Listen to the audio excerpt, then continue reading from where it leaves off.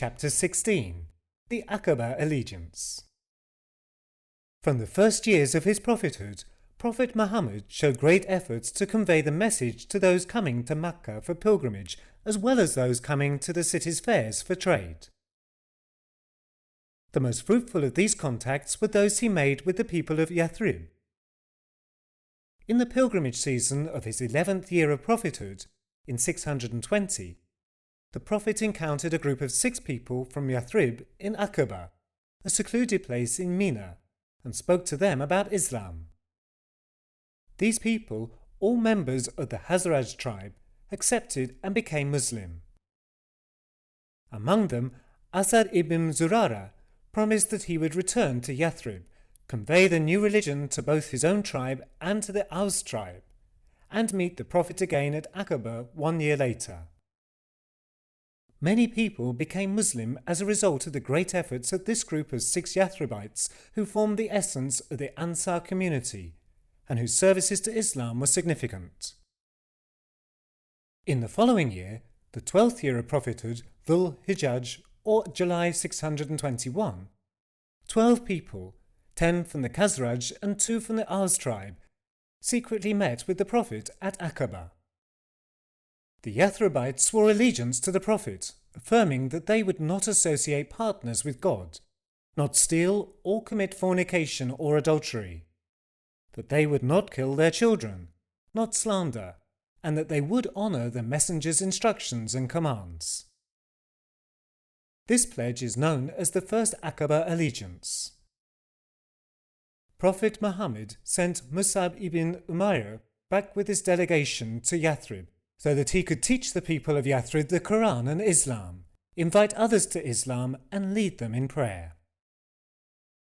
In the span of just 1 year, the efforts of Mus'ab ibn Umayr, residing in the house of Asad ibn Zurara at the time, were such that Yathrib's leading figures, including chieftains of the As Sa'd ibn Muhad and Usaid ibn Qudair, had become Muslim, and the city had become a land of emigration.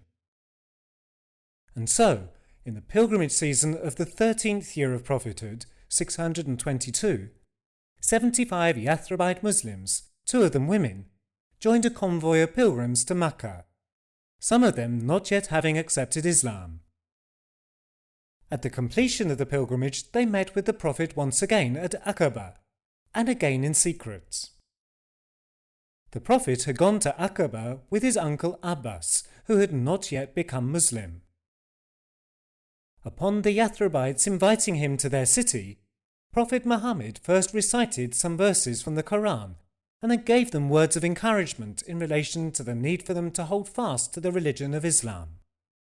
He then listed the terms of the second pledge of allegiance: that they would protect the Prophet Muhammad and the Meccans in the event that they emigrated, as they would protect their own lives, children, wives and property; that they would remain committed to the Prophet's instructions in times of ease as well as difficulty; that they would provide financial support in times of abundance as well as hardship; that they would enjoin the good and forbid the evil; and that they would fear no one in their devotion to truth and justice. Every single Yathribite agreed to these stipulations and pledged their commitment to the Prophet. Prophet Muhammad requested them to select 12 representatives, known as Naqib, from among them, to facilitate communication with him. As such, they chose 9 members of the Hazraj and 3 from the Aus tribe. The Prophet assigned from the Hazraj representative of the Banu Najjar Asad ibn Zurara as the head of the other 12 representatives.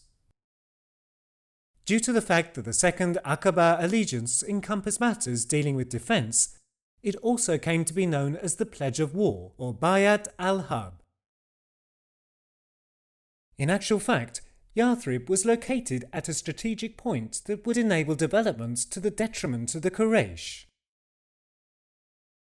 Caravans travelling to Syria, Palestine and Iraq from the north had no other option than to pass through the surrounds of this city.